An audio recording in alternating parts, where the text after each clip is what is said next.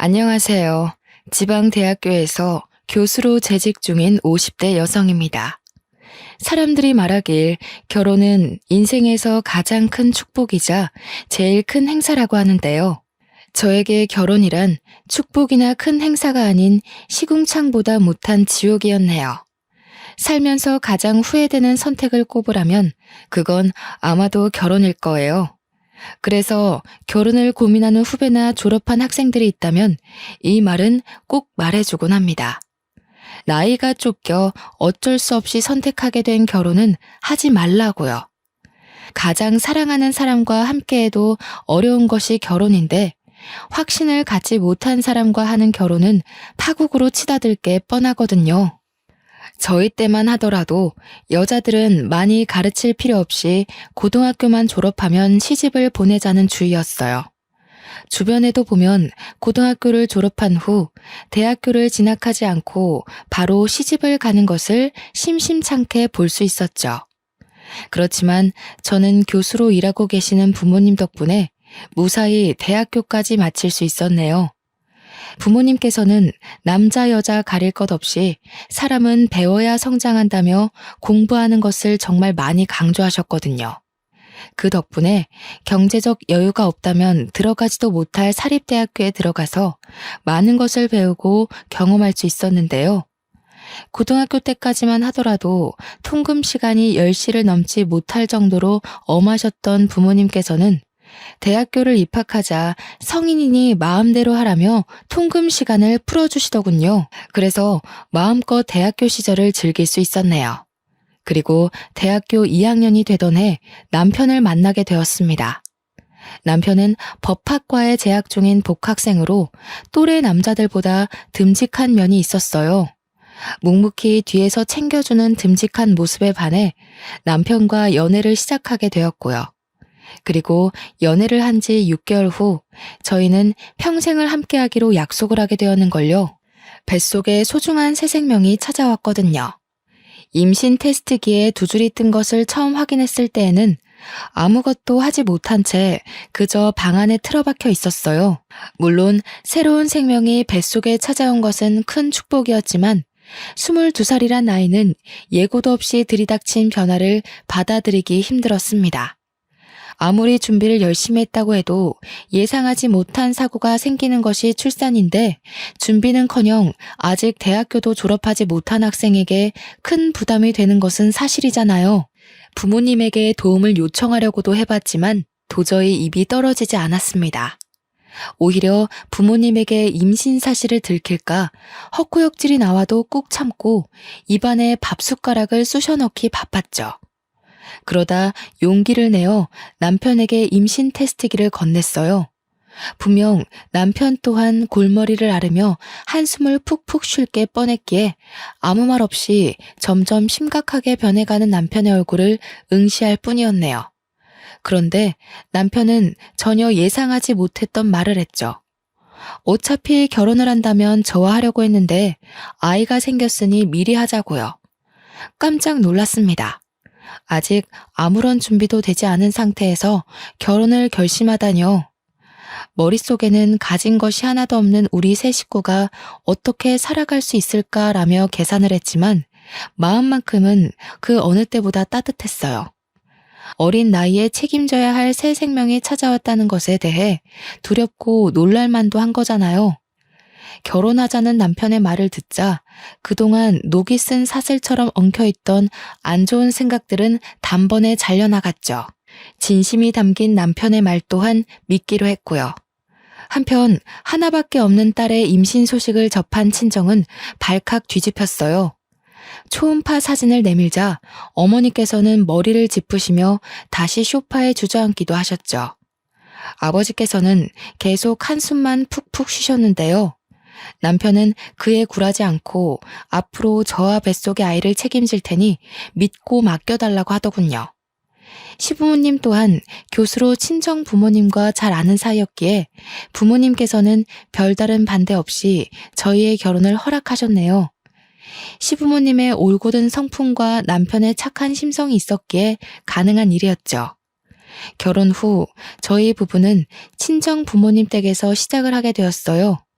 저희가 나가서 따로 살 돈이 없는 것도 맞는 이유였지만 그보다는 사법고시를 앞둔 남편을 배려하는 차원에서 결심한 일이었죠. 임신을 한다는 것은 생각보다 더 어려운 일이었어요. 뱃속에 새로운 생명이 집을 짓고 산다는 것도 감당할 수 없을 정도로 벅찬 일인데 집안에 틀어박혀 있자니 여간 곤욕이 아니었죠. 남편이라도 곁에 붙어 있었으면 나았을지도 몰랐겠지만 남편은 사법고시 준비로 인해 아침 일찍 나가 잠잘 때가 되어서야 얼굴을 맞댈 수 있게 외로움은 점점 더 커져만 갔어요. 친구들이라도 보면 괜찮을 수도 있었겠지만 동기들은 취업을 하기 위해 공부를 하기 바빴고 더군다나 저는 임신의 휴학까지에 동기들 얼굴 보는 것은 바닥에 떨어진 먼지를 찾는 것보다 더 힘든 일이 되었죠. 공부로 힘들어하는 남편을 볼 때면 뭐라도 해주고 싶었지만 몸이 무거워지니 그마저도 쉽지 않았습니다. 그래서 어머니가 저를 대신해 남편의 아침상을 차려주시며 못난 딸을 대신해 많은 노력을 해주었죠. 일찍 출근을 하시는 날이면 남편 음식만 따로 차리는 가정부를 불러 남편의 식사를 따로 챙겨줄 정도였으니까요. 그러던 중 남편의 밥상을 책임지던 가정부 아주머니께서 개인 사정으로 인해 일을 그만두셨는데요. 가족의 건강과 관련된 일이라 잡을 수도 없었죠. 어머니께서는 한숨을 푹푹 내쉬셨어요. 음식 솜씨도 야무지고 집안 살림도 자기 집처럼 깔끔하게 하는 사람을 어디서 또 구하냐면서요. 하지만 어머니의 걱정과는 달리 가정부는 빠른 시일 내에 구해졌습니다. 새로운 가정부는 반찬 가게에서 일을 해서 그런지 음식 솜씨가 야무진 덕에 입덧으로 힘들어하는 저의 입맛까지 돋구어줄 반찬들을 덤으로 만들어주기까지 했어요. 한 달이 흐른 뒤였습니다. 우물쭈물 거리던 가정부는 공장 기숙사에서 생활하던 아들이 퇴사를 하면서 갈 곳이 없어졌다면서 쪽방에서 아들과 함께 생활해도 되냐고 묻더군요. 일도 꼼꼼하게 잘하고 친절하게까지 한 가정부이기에 부모님에게 직접 말씀을 드렸어요. 부모님 또한 쪽방에서 같이 지내는 것을 흔쾌히 허락하셨고요. 그날 밤 가정부는 고맙다면서 일하는 시간이 끝났는데도 즐겨 먹던 백설기를 손수 만들어 건네주었어요. 마침 배가 고팠던 차라 가정부가 건네준 뜨끈뜨끈한 백설기를 손으로 찢어 먹었죠. 그런데 안방을 둘러보던 가정부는 백설기를 먹는 모습을 보며 혀를 찼습니다. 아니, 근데 아직 결혼한 지 1년도 안 된 새색시방이 너무 훤해서 어째? 마누라 보고 싶어서 일하던 것도 내팽겨치고 와야 될 때인데. 처음부터 부부관계가 이렇게 미적지근해서 어째? 괜히 색심한 고생을 하네. 에휴, 근데 솔직히 나는 색시 남편 처음 볼 때부터 마음에 안 들었어. 사람이 자기 가족 감싸는 푸근한 게 있어야 되는데 생긴 것도 어디 남의 밥 뺏어 먹는 족제비처럼 생겨가지고. 에이, 그이가 얼마나 다정한데요. 지금 시험이 얼마 안 남아서 예민해서 그래요. 이해해야죠. 어디 곱비 풀린 말이 주인 말 잘 듣는 거 봤남? 남자란 자고로 절대 도망 못 가게 곱비를 제대로 당겨야 한다니까. 색시 뱃속에 남편 휘어잡을 수 있는 제일 좋은 곱비가 들었는데 그걸 왜 못 써? 서로 죽고 못 살아도 유지하기 힘든 게 결혼인데 자고로 남자는 잡을 수 있을 때 휘어잡아야 사는 게 편하다니까. 에이, 그런 거 아니에요. 그이가 내색을 안 해서 그렇지 얼마나 잘하는데요. 아이고, 나는 새댁 남편이 잘하는 거 한 번도 못 봤네. 정성이 어디 보이지도 않는 옆구리에 뻗치셨나. 원래 공부 잘하는 놈들이 더 발랑 까진 법이라잖아. 새댁이 속고 있는 거야 지금. 가정부에게서 남편의 뒷담화를 듣고 있자니 솔직히 기분이 좋지는 않았네요. 혀 위에서 미끄러지던 백설기의 맛 또한 퍼석퍼석한 지우개를 먹는 것 같이 느껴졌고요. 싫은 기색을 내비쳤지만 가정부는 계속해서 남편에 대한 뒷담화를 늘어놓았어요. 그러면서 자기 아들에 대한 칭찬 또한 동시에 늘어놓았죠. 아들에 대한 가정부의 자랑은 커다란 포대자루 안에 담아도 넘칠 것만 같았습니다. 절대 끝날 것 같지 않은 가정부의 수다에 이불 끄트머리를 잡아 끌며 침대에 누웠어요.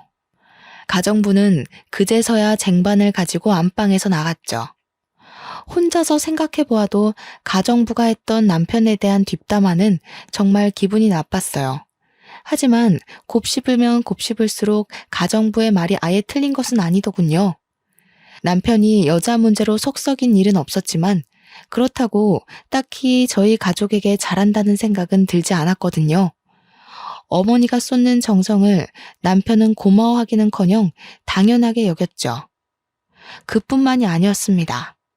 시험이 다가올수록 남편은 완전히 다른 사람이 된 것처럼 화를 내었고 남편의 날카로운 태도는 가뜩이나 임신으로 예민해져 있는 저에게 큰 충격을 가져다 주었어요. 시험이 다가오니 예민해지는 건 당연하다고 스스로에게 위안을 삼아 보려고 했지만 남편의 행동은 정말이지 도를 지나쳤어요. 남편은 막달이 다가와 화장실을 자주 가는 것 같은 사소한 일도 이해를 하지 못했으니까요. 결국 사소한 갈등은 차곡차곡 쌓여 각방을 쓰는 지경에까지 이르게 되었어요. 결혼을 결정짓는 수많은 요인 중 오직 사랑 하나만 바라본 채 결혼을 했었는데 유일하게 결혼 생활을 유지시켜주던 사랑이 빠져나가자 저희 부부의 상태는 간신히 숨만 붙어 상태나 다름이 없었네요.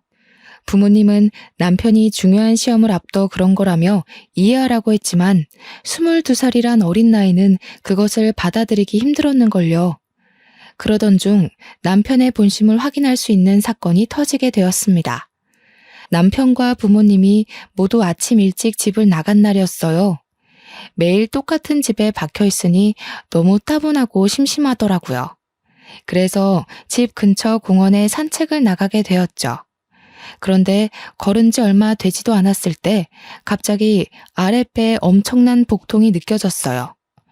누군가 말라 비틀어진 행주를 계속해서 쥐어짜는 듯한 아픔이었죠. 처음 느껴보는 생생한 고통에 119를 부를 생각도 하질 못했습니다. 그 순간 머릿속에 떠오른 것은 남편밖에 없었고요. 그래서 공원 벤치에 앉은 채 남편에게 전화를 걸었는데요. 자꾸만 조여오는 고통에 울먹이며 전화를 하자 남편은 다짜고짜 짜증부터 냈어요. 야, 내가 의사냐? 아프면 119에 전화를 해야지 왜 나한테 전화를 하고 난리야. 그러게 배가 남산만 하면 가만히 집에라도 박혀있던가. 뒤룩뒤룩 살찐 거 자랑하고 싶어서 밖에 나간 거냐? 잔말 말고 나 바쁘니까 119 전화해서 응급실 가던 아니면 집에 들어가던 알아서 해. 앞으로 이런 일로 전화하지도 말고.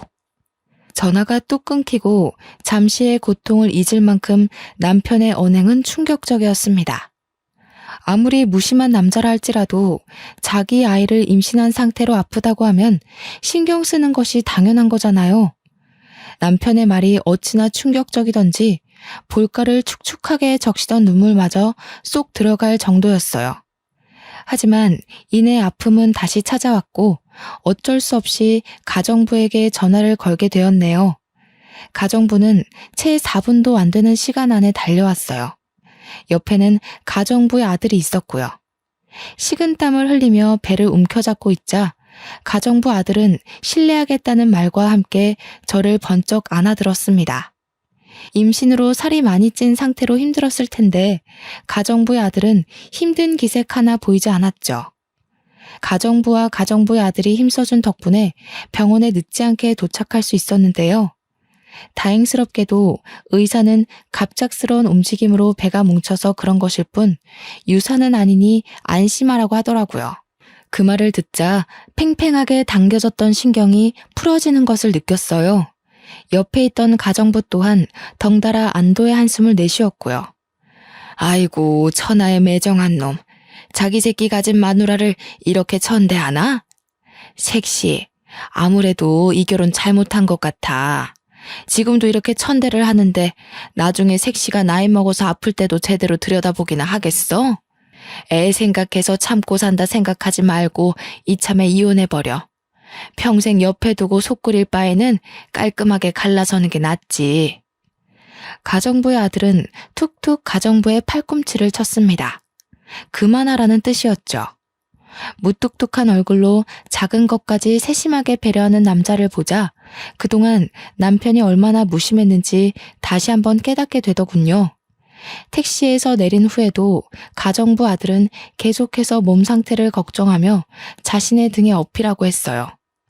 가정부 아들의 등은 참 넓고 따뜻했는데요. 가정부 아들에게 감사한 마음을 느끼는 한편 남편이 원망스럽기도 했네요. 결혼을 한다면 다른 남자가 아닌 남편이 업어줄 거라고 생각했거든요. 가정부에게 자초지종을 들은 부모님께서는 화들짝 놀라시며 평소보다 이른 시간에 퇴근을 하고 집에 돌아오셨어요.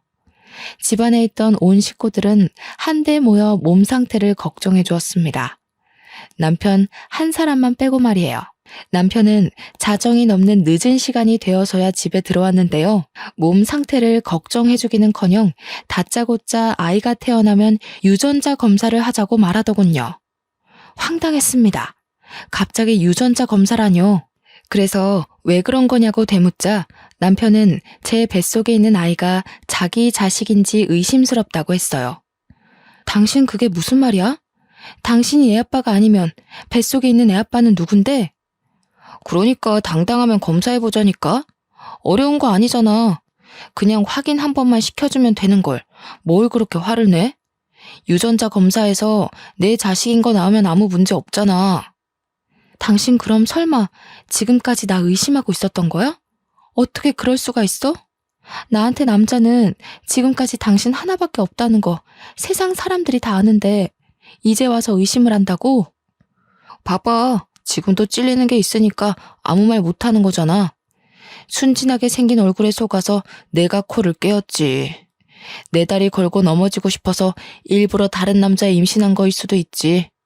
볼품없는 네 인생에 변호사 남편 만나는 게 쉬운 일은 아닐 테니까. 진짜 변호사 남편이 가지고 싶었으면 아직 사법고시도 못 치른 당신이랑 사귀는 게 아니라 죽이 되든 밥이 되든 변호사들이랑 맞선을 받겠지. 뱃속에 아기까지 책임지겠다고 큰 소리 뻥뻥 칠 때는 언제고 갑자기 이러는 이유가 도대체 뭔데?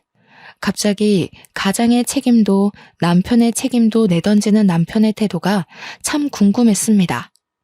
처음부터 막대 먹었으면 놀라지 않았겠지만 세상 제일 다정하던 남편이 갑자기 처음 보는 사람인데도 더 냉랭하게 굴다뇨. 말이 안 되잖아요. 그래서 꼭 이유를 알아야 했죠.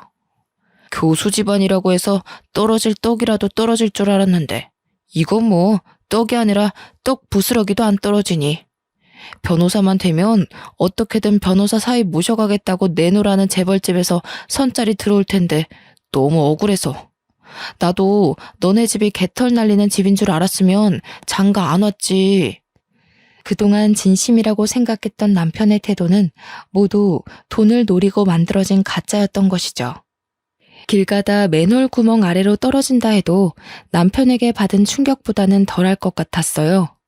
지금까지 인생의 동반자라고 믿어 의심치 않았던 남편의 실체가 사람을 돈만 보고 판단하다뇨. 시커먼 남편의 실체를 알게 된 후 부부관계는 회복할 수 없을 정도로 나빠졌는데요. 고작 5개월이란 시간 동안 죽고 못 살았던 남편과 죽이고 싶을 정도의 앙숙이 되다니 결혼이라는 것이 참 우스웠네요. 사기꾼인 줄도 모르고 남편에게 홀려 임신까지 한 스스로가 너무 한심하게 느껴졌어요. 죽을 줄 모르고 불길에 뛰어드는 나방과 별반 다를 게 없었으니까요. 부부의 관계가 틀어진 것과 별개로 시간은 잘만 흘러갔고 남편은 공들여 준비한 사법고시에 보기 좋게 떨어졌습니다. 남편은 이것 또한 저의 탓으로 돌렸어요. 제가 재수가 없어서 떨어진 거라면서요. 결국 배려라고는 눈 씻고 찾아볼 수 없는 남편에게 이혼을 신청하게 되었습니다. 남편 또한 저 같은 여자와 더 이상 살 수 없다며 이혼을 흔쾌히 받아들였고요. 이혼 후 아무것도 먹지 못할 만큼 힘든 시간을 보냈어요. 하지만 힘든 몸과는 다르게 뱃속에 있는 아이는 무척무척 자라만 갔죠. 아이는 쌀이 눈이 쏟아지는 추운 겨울 세상에 나오게 되었죠. 부모님은 고생했다면서 손수 끓인 미역국을 떠먹여 주셨는데요. 함께 해주는 부모님을 보면 감사하다가도 태어난 아이들 사진을 보며 기뻐하는 다른 남편들을 볼 때면 눈물이 핑 돌았네요. 이혼한 저는 절대로 느낄 수 없는 기쁨인 거잖아요. 부모님께서 출근을 하시는 날이면 부모님을 대신해 가정부가 수발을 들어주었어요. 그리고 가정부 올 때면 함께 따라오던 남자는 퇴원일이 되자 품에 꽃다발을 안겨주었습니다. 건강하게 아이를 낳은 것을 축하한다면서요. 전 남편에게는 받지도 못했던 꽃다발을 받자 눈물이 핑 돌더군요. 울적했던 기분 또한 나아지는 것 같았고요. 그 후에도 가정부 아들은 자신이 자처해 같이 병원을 가는 등 비어있는 남편의 역할을 대신해 주었어요. 알뜰살뜰하게 저희 모자를 챙겨주는 가정부 아들 덕분에 닫혀있던 마음을 조금씩 열게 되었죠. 그 따뜻한 마음에 힘입어 다시 복학을 하게 된 것이고요. 육아와 학업을 병행하는 것은 정말 힘든 일이었어요. 하지만 그럼에도 아들에게 부끄럽지 않은 엄마가 되기 위해 이악 물고 버티게 되었죠. 고개도 가누지 못했던 아들이 돌이 지나자 부모님께서는 슬슬 재혼 이야기를 꺼내셨는데요. 아직 이혼에 대한 아픔이 채 가시기도 전에 재혼 이야기가 나와 껄끄럽기는 했지만 부모님이 얼마나 걱정하시는지 알기에 어쩔 수 없이 선자리에 나가게 되었습니다. 맞선에 나온 남자들은 적게는 5살에서 많게는 10살까지 차이 나는 이혼남 뿐이었어요. 남자들은 이혼녀라는 이유만으로 무례하게 구는 구석이 있었는데요. 그럴 때마다 항상 따뜻하게 배려해주던 가정부 아들이 생각났습니다. 가정부의 아들이라면 색안경을 끼고 무례하게 구는 남자들과 다르게 좋은 남편이자 좋은 아빠가 되어줄 것 같았거든요. 하지만 가정부 아들에 대한 마음을 쉽게 드러내지는 못했어요. 아직 젊고 창창한 사람에게 괜히 짐을 지어주기 싫었는걸요. 혼자서 끙끙 앓고 있을 때 기적 같은 일이 일어났습니다. 가정부 아들이 먼저 마음을 고백해준 것이었어요. 가정부 아들은 많이 부족한 것은 알지만 좋은 아빠, 좋은 남편이 될 테니 자신에게 한 번만 기회를 달라고 하더군요. 다른 건 볼 필요도 없었어요. 그 진실된 마음 하나면 좋겠거든요. 가정부 아들은 밤낮이 뒤죽박죽인 교대 근무를 해 몸이 고단할 텐데도 항상 피곤한 기색 없이 잘해주려 노력을 했습니다. 아들에게도 다정하게 대해주었고요. 그래서 대학원에 진학했을 때 부모님께 가정부 아들과 재혼을 하겠다고 밝히게 되었네요. 부모님과 가정부의 반응은 불과 물처럼 극명하게 나뉘었어요. 가정부는 껍질을 벗기고 있던 마늘을 천장 위로 던지며 기뻐했고 부모님께서는 가슴을 내려치시며 답답해 하셨죠. 그렇게 당해놓고도 정신을 못 차려. 어디 만날 남자가 없어서 하필 골라도 가정부집 아들이야.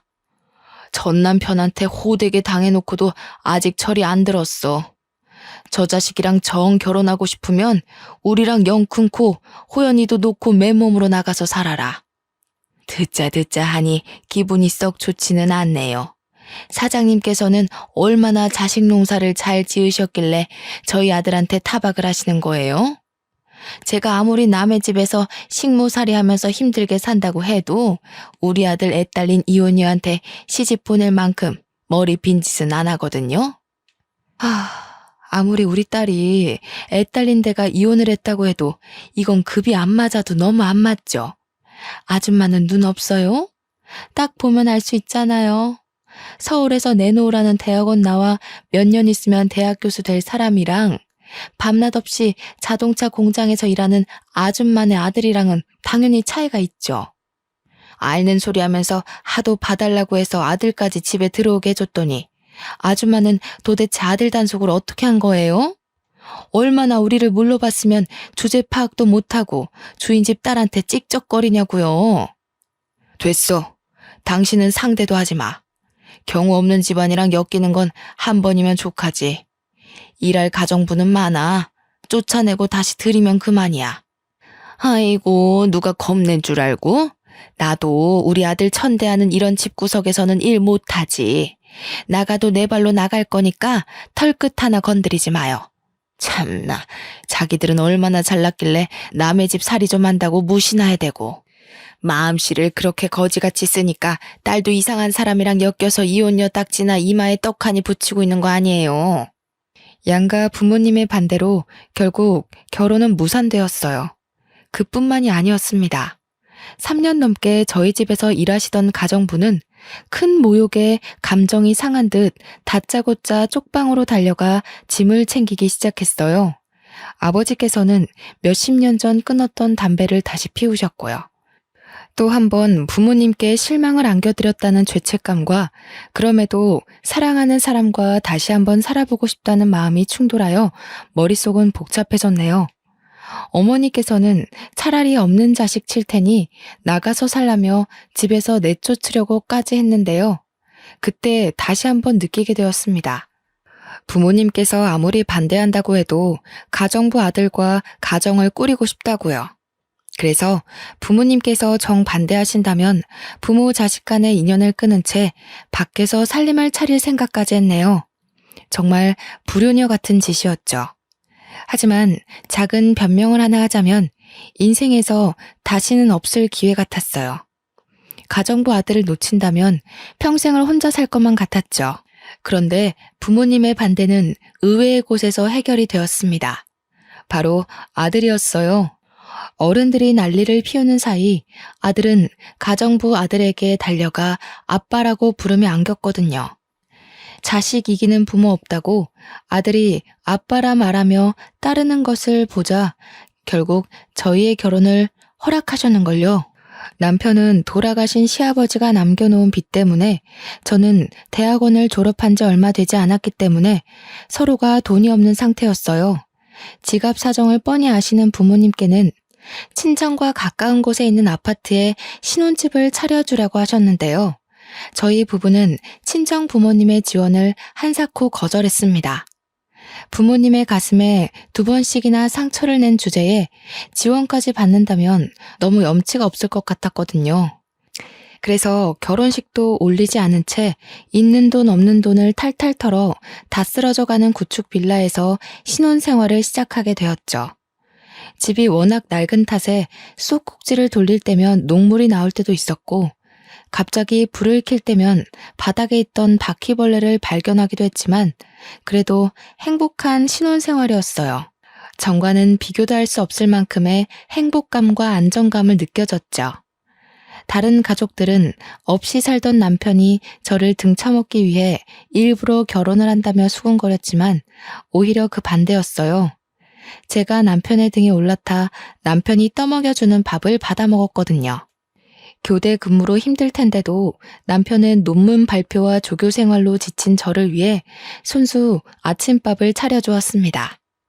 아침 일찍 일을 나갈 때면 냉장고 앞에는 잊지 말고 밥을 챙겨 먹고 가라는 메모지가 붙어 있었죠. 냉장고 안에는 지난밤 남편이 만든 김밥이 들어 있었고요. 그뿐만이 아니었어요. 서로 경제적 여유가 되자 남편은 그동안 고졸로 살았던 것이 창피했다며 대학교를 가겠다고 말을 했습니다. 아들을 위해서라도 꼭 대학교 졸업장이 필요하다고 하면서요. 그리고 남편은 방송통신대학교에 들어가 열심히 공부를 했네요. 머리가 좋았던 덕에 남편은 우수한 성적으로 방송통신대학교를 졸업할 수 있었는데요. 졸업장을 딴 뒤에는 대기업 생산직 일을 그만두고 돌연 떡볶이 장사를 하겠다고 선언을 하더군요. 의아하긴 했지만 한번 하기로 마음먹은 것은 끝까지 해내는 남편을 믿었기에 남편이 하자는 대로 따를 뿐이었죠. 그런데 문제는 예상치 못한 곳에서 터졌습니다. 남편이 떡볶이 장사를 한다는 것을 들은 시어머니는 다짜고짜 찾아와 문을 열라며 행패를 부리셨어요. 잘 다니던 대기업까지 때려치고 장사를 한다길래 나는 드디어 너가 이혼녀 딱지떼게 해준 우리 아들한테 근사한 사업체 하나 차려줘서 보답하겠구나 생각했다. 근데 뭐? 학교 앞 떡볶이 장사? 네가 제정신이냐?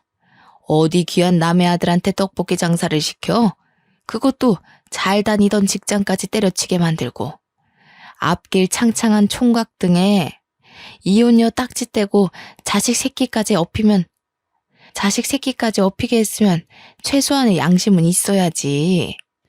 지는 대학원까지 가서 잘난 척 고개 빳빳이 들고 다니면서 어디 남편은 코 흘리게 돈이나 받는 떡볶이 장사를 시킬 수가 있어? 너네 부모도 그러는 거 아니야. 아무리 가정부 아들이라지만 이혼한 지 딸이며 손자까지 걷어줬는데 어떻게 지원 한 번을 안 해줄 수가 있어? 어머니, 그런 게 아니라요. 그이가 하도 떡볶이 장사를 하고 싶다고 하길래. 듣기 싫다. 아무리 내가 너네 집 굳은 일을 했다고 해도 최소한의 예의는 지켜야지. 돈 내주기 싫으면 애라도 낳던가. 신랑 사업하는데 돈도 내주기 싫다. 애도 낳기 싫다. 우리 집 아들이 너랑 네 아들 뒷바라지하는 종이냐? 이런 식으로 할 거면 그냥 깔끔하게 갈라서라. 정말 작정을 하고 오셨는지 어머니는 가방에서 꺼낸 이혼 서류를 바닥에 던지셨어요. 물론 시어머니의 말에 상처를 받기는 했지만 그동안의 일을 뒤돌아보니 정말 제가 너무한 것 같았습니다. 교수가 너무 되고 싶다는 욕심 때문에 남편과의 사이에서 아이도 포기한 채 앞만 보고 달린 거잖아요. 옆에서 남편이 같이 뛰고 있는데도 말이에요. 그래서 잠들기 전 남편에게 슬쩍 물어보았습니다. 아이를 갖고 싶냐고요? 그랬더니 남편은 자신에게 자식은 아들 하나면 된다고 대답을 해주었네요. 그 대답을 들으니 더욱 남편에게 미안해졌습니다. 그래서 고등학생의 과외를 시작해 돈을 모으기 시작했죠. 낮에는 대학원 조교로 밤에는 과외 선생으로 일을 하면서 정말 돈을 차곡차곡 모았어요. 5개월 정도 일을 하다 보니 모아놓은 돈이 제법 묵직했죠. 그 돈을 몽땅 남편에게 넘기며 사업하는 데 보태 쓰라고 하자 남편은 화들짝 놀라며 다시 건네주었어요. 이렇게 큰 돈을 받을 수 없다면서요. 하지만 남편의 품에 밀어주며 이야기했습니다. 그동안 아낌없이 주었던 사랑을 베풀 기회를 날리지 말라고요. 얼마 후 남편은 떡볶이 가게를 차렸는데요. 아내의 돈을 지켜야 한다는 책임감 때문인지 가장으로서의 무게 때문인지 남편은 정말 열심히 장사를 했어요. 주변에서는 남편을 이상하게 보기도 했습니다. 떡볶이 장사라는 것이 원래 나이가 지긋하신 아주머니들이 하는 것이기에 그럴 수도 있다고 생각했죠. 하지만 논란도 잠시였어요. 주변 가게들 중 제일 청결하고 맛도 좋은 남편의 떡볶이는 금세 입소문을 타서 연마을 학교에 다니는 초등학생까지 남편의 떡볶이를 맛보기 위해 줄을 서는 지경에까지 이르게 되었는걸요. 이렇다 보니 다른 가게들이 다 문을 닫을 동안 남편은 혼자서 돈을 쓸어 담았네요. 식을 줄 모르는 인기에 남편은 곧이어 서울 곳곳에 떡볶이 체인점을 내게 되었고 결국 떡볶이 사장에서 프랜차이즈 대표까지 오르게 되었죠. 남들이 뭐라고 수군거리면 끝까지 노력해 성공을 한 남편을 보니 제가 남편의 아내라는 사실만으로도 가슴이 벅차올랐어요. 이런 남자와 결혼한 것은 인생에서 가장 큰 복이라고 생각하기도 했고요. 경제적으로 풍요로워지자 남편은 제일 먼저 매일 같이 타고 다니는 중고차를 값비싼 외제차로 바꿔주었어요. 낡고 오래된 경차는 위험하다면서요. 그리고 매일같이 바퀴벌레와 동거를 하던 저희는 50평이 넘는 으리으리한 아파트로 이사를 가게 되었네요. 남편을 껄끄럽게 생각하시던 부모님 또한 한결같이 진실된 태도를 유지하는 남편에게 크게 감동하기까지 했고요. 그러던 중 남편의 떡볶이 사업이 해외까지 진출을 하게 되었는데요. 남편은 딱 1년 만에 미국에서 영어 공부에 전념하고 싶다고 하더군요. 이유를 물으니 대표인 자신은 한마디도 못 알아들으면서 통역사에게만 의지해 사업을 하는 것이 너무 창피하다면서요. 저는 흔쾌히 남편의 뜻을 따랐습니다. 남편이 더 발전하고 싶다는데 반대할 이유는 없잖아요. 남편이 유학을 간 뒤부터 시어머니는 하루도 거르지 않고 저희 집에 출근 도장을 찍으셨어요. 불쑥불쑥 나타나는 시어머니를 보자 남편이 왜 그렇게 시어머니에게 이사 간 곳을 알려주지 말라는지 알았죠. 그런데 집에 들이닥치는 시어머니를 보자 궁금한 것이 생겼습니다. 저와 아들 둘 다 시어머니에게 이사 간 곳도 집 비밀번호도 알려준 적이 없었거든요. 시어머니와 같은 공간에 있는 것만으로도 힘이 들었지만 그것만으로 끝낼 시어머니가 아니었어요. 시어머니는 하루에도 12번씩 별 이유 같지도 않은 트집을 부리시며 저희 모자를 괴롭혔습니다. 때마침 부모님 또한 해외로 나간 상태이고 유일한 방패막이었던 남편 또한 해외로 나간 탓에 고삐 풀린 시어머니를 제지할 사람은 아무도 없었는데요. 시어머니의 구박은 며느리인 저에게만 향하는 것이 아니었어요. 어떻게든 우리 아범 등에 빨대 꽂을 생각만 하고 얼마 전에는 우리 아범한테 차도 받았다지? 이제 보니 뻐꾸기 새끼가 아니라 독품은 독사 새끼가 따로 없구나. 우리 아들한테 남의 지 새끼도 키우게 했으면서 염치도 없이 네가 뭐라고 그 차를 받아? 어머니, 아무리 친손자가 아니라도 그렇지 말씀이 너무 지나치신 거 아닌가요? 아직 20살밖에 안 되네요. 아직 다 자라지도 않은 애 마음에 생채기를 내셔야겠어요.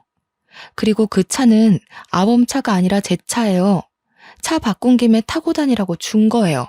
아이고, 시애미가 군말 없이 가만히 있으니까 앞도 못 보고 다니는 신봉사인 줄 아는 거냐? 아범은 어쩌다가 이런 독사 같은 것한테 홀려서 청춘 바쳐 돈 바쳐 가면서 한평생을 날렸는지.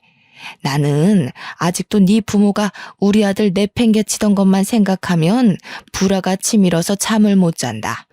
근데 정작 장본인은 우리 아범이 벌어다 준 돈으로 호의호식하면서 시엠이 몰래 금태두른 둥지로 이사를 가? 우리 아범한테 조금이라도 미안한 마음이 있거든. 당장 네 자식 새끼 데리고 우리 아범 앞에서 사라져라. 너만 없으면 우리 아범 얼마든지 더 좋은 여자로 새 출발할 수 있어. 시어머니는 저희 모자를 파렴치한 도둑 취급을 했습니다. 시어머니는 남편이 애초에 누구 때문에 아까운 청춘을 날렸는지 모르는 눈치였어요. 그래서 지금까지 속으로만 생각하던 말을 쏘아붙인 거고요. 어머니, 말씀은 바로 하셔야죠. 애초에 그이가 좋은 청춘 다 날려가며 대학교 문턱에도 못 가고 잠 못 자가면서 공장에서 일하던 게 누구 때문인데요.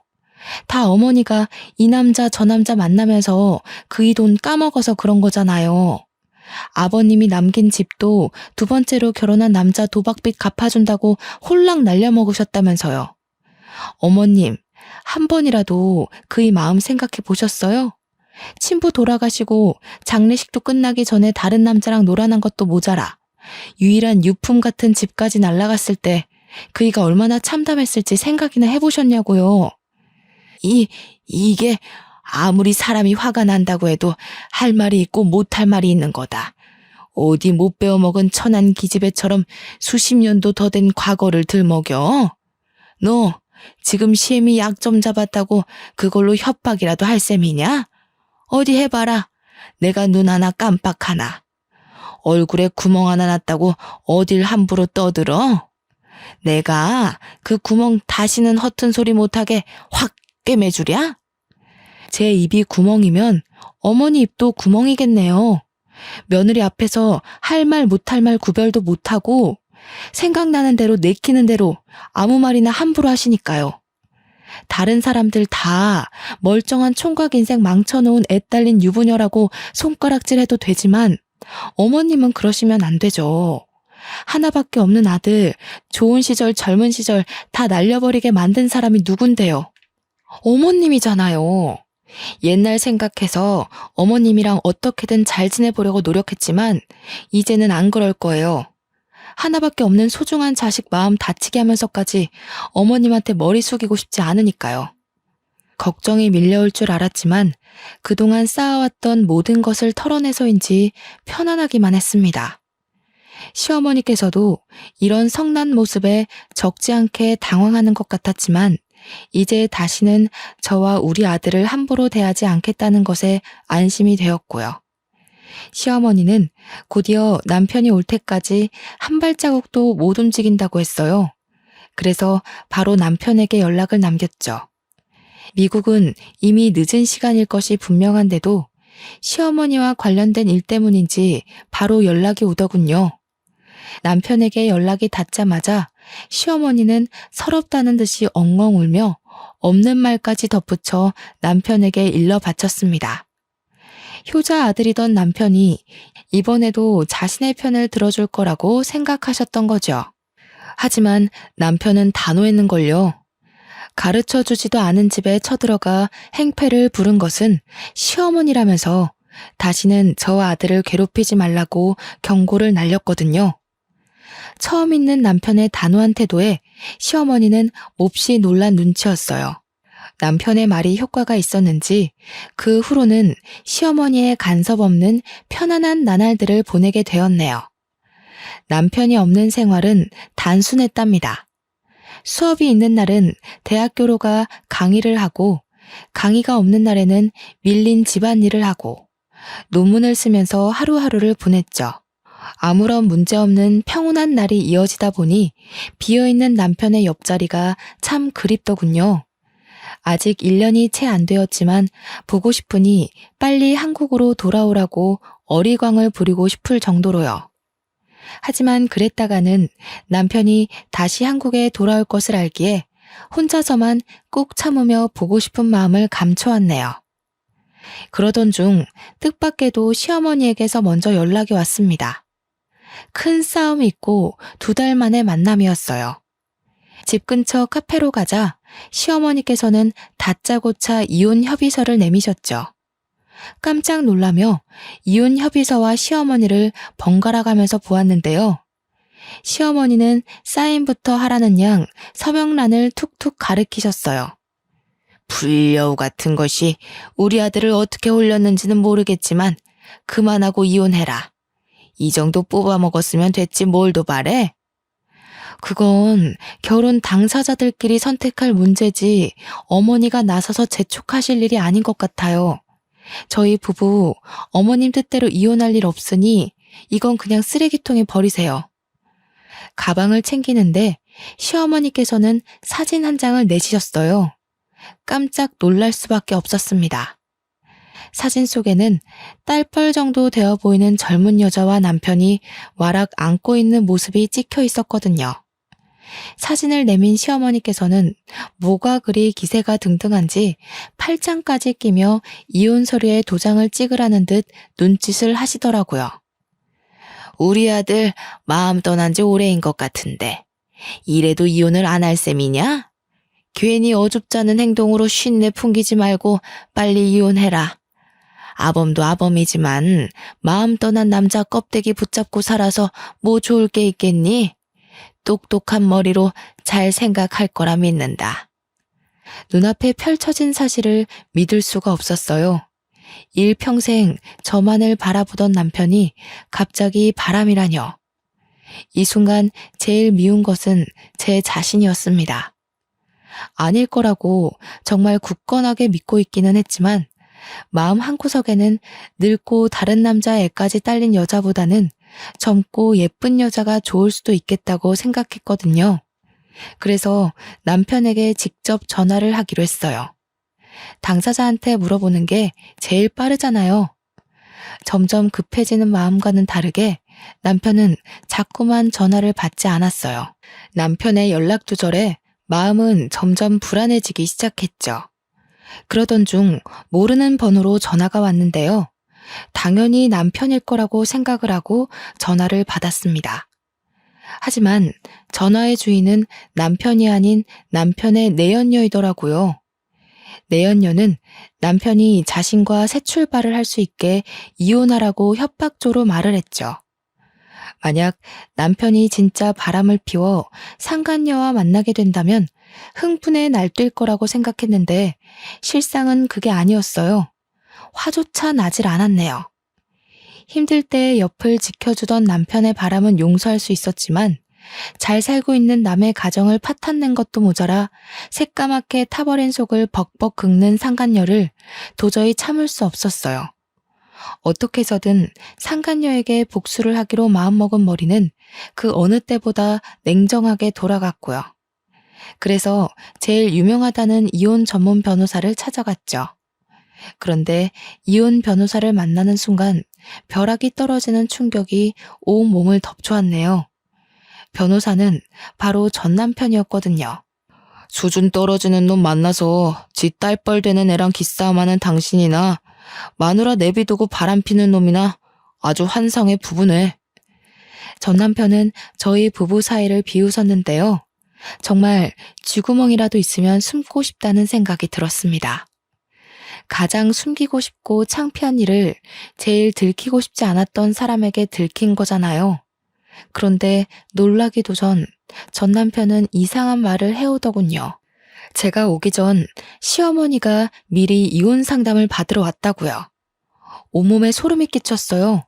아무도 모르게 저희 부부를 갈라놓을 궁리를 하고 있던 거잖아요. 상간녀 소송도 폐지된 마당에 너무 힘 빼지 말고 좋게 좋게 가자고. 기껏해야 어린애한테 몇백만 원밖에 못 뜯어낼 텐데. 아무리 바람핀 남편이 미워도 그렇지. 앞길 창창한 아가씨 인생을 망쳐서 되겠어? 그러지 말고 위자료 두둑하게 받을 수 있게 도와줄 테니까 깔끔하게 이혼해.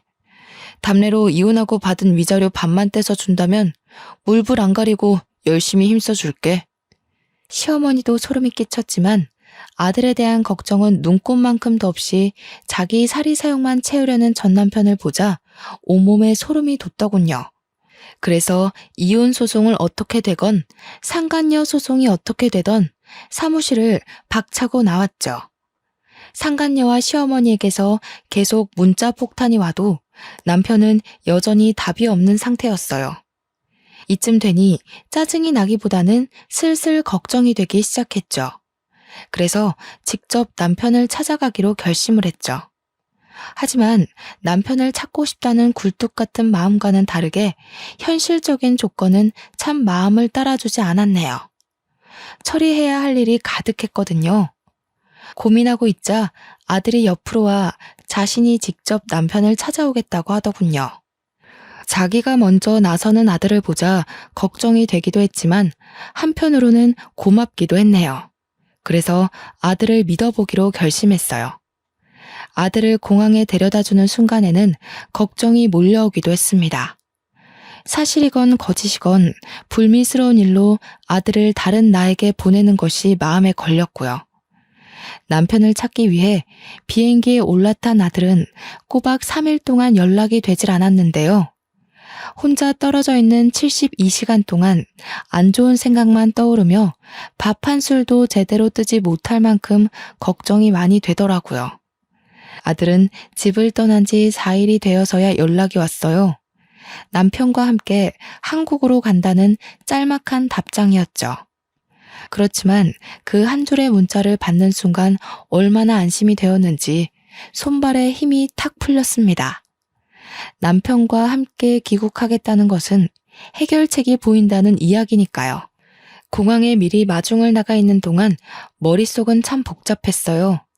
남편을 만나면 상간녀에 대한 말을 먼저 꺼내야 할지 아니면 시어머니가 우리 부부 사이를 갈라놓기 위해 이혼 상담까지 받았던 걸 말해야 할지 고민이 많았거든요. 하지만 공항을 걸어 나오는 남편을 보는 순간 모든 말을 이을 수가 없었네요. 남편의 얼굴을 보는 순간 왈칵 눈물이 쏟아나올 뿐이었으니까요. 오열하는 모습을 보자 남편은 들고 있던 캐리어도 내던지고 한 걸음에 달려와 주었어요. 그리고는 어깨를 와라 끌어안아 주더군요. 남편의 품에서 저는 그저 어린아이처럼 목 놓아 울 뿐이었어요. 그렇게 한참을 울다 남편에게 물었죠. 아들과 저를 버리고 새파랗게 어린 상간녀와 바람 난 것이 맞냐고요. 감정적인 저와 다르게 남편은 차분하게 눈물을 닦아줄 뿐이었어요. 출국을 하는 동안 아들에게 전후 사정을 들은 것이 분명했죠. 남편은 주머니에 있던 핸드폰을 꺼내 사진 한 장을 보내주었는데요. 사진 속에는 시어머니가 말한 상간녀와 남편이 단란하게 모습이 찍혀 있더군요. 깜짝 놀라서 남편은 곧이어 말을 이었습니다. 상간녀는 무슨, 아무리 봐도 어머니가 또 수작을 부린 것 같네. 얘는 미국에서 유학하고 있는 조카 딸이야. 전혀 예상할 수 없었던 대답에 뒤로 넘어가고 말았죠. 알고 보니 남편이 유학길에 오른 곳 근처에는 미국에서 대학교를 다니고 있는 조카 딸이 살고 있었어요. 남편은 조카 딸에게 용돈을 주는 대신 생활비를 주고 있었던 것이고요.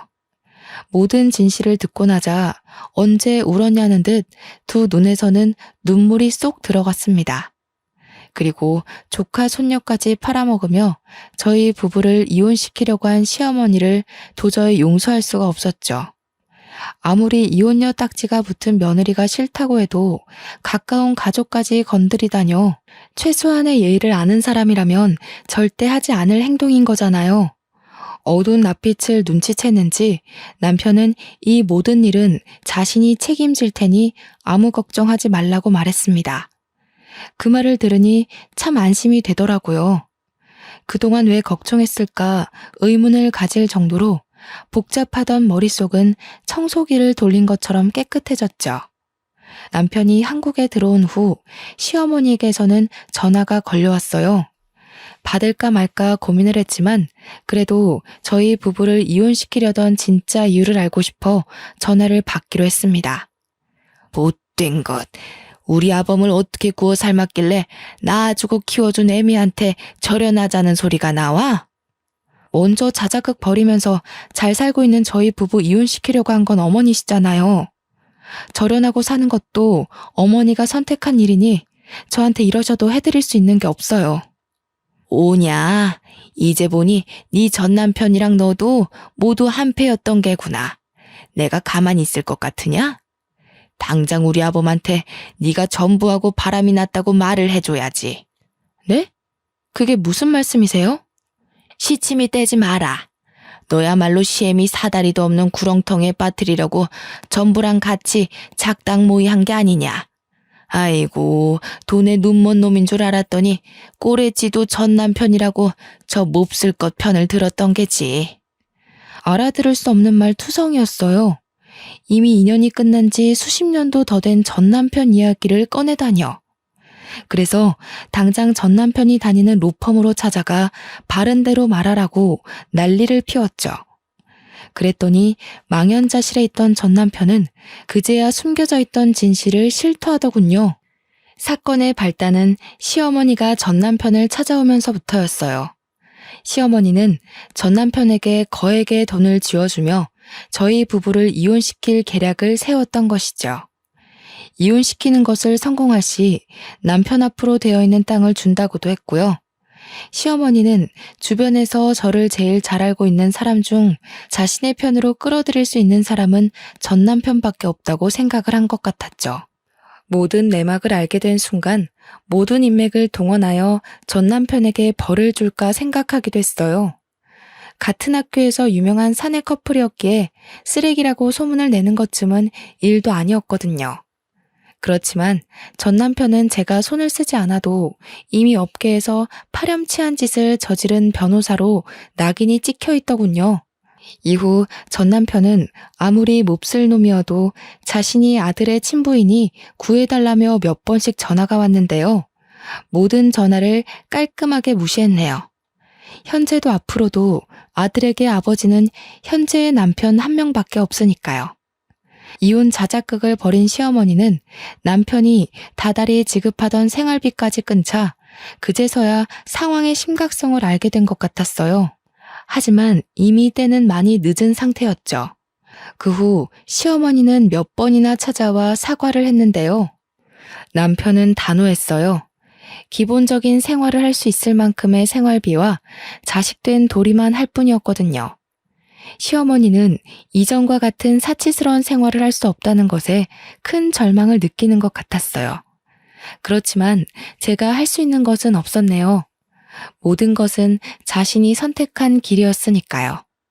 모든 것을 해결한 후 저희 부부는 각자의 위치에서 열심히 살려고 노력 중이에요. 남편은 잠도 줄여가며 일할 만큼 바쁘게 지내는 와중에도 결혼 기념일을 잊지 않고 꽃다발을 선물해 주었는데요. 힘들 때나 기쁠 때나 한결같이 사랑을 주는 남편이 옆에 있는 것이 얼마나 기쁜지 표현할 방법이 없네요. 아무리 가장 사랑하던 사람이라고 해도 한평생 살다 보면 지겨워지기 마련이라고 하는데요. 저는 다음 생에도 어렵게 돌아가지 않고 처음부터 남편을 만나 도란도란하게 살아가고 싶습니다. 제 인생의 가장 큰 축복은 남편을 만난 것이니까요. 지금까지 제 사연 들어주셔서 감사합니다. 여러분도 좋은 인연 만나서 행복하시길 바랄게요.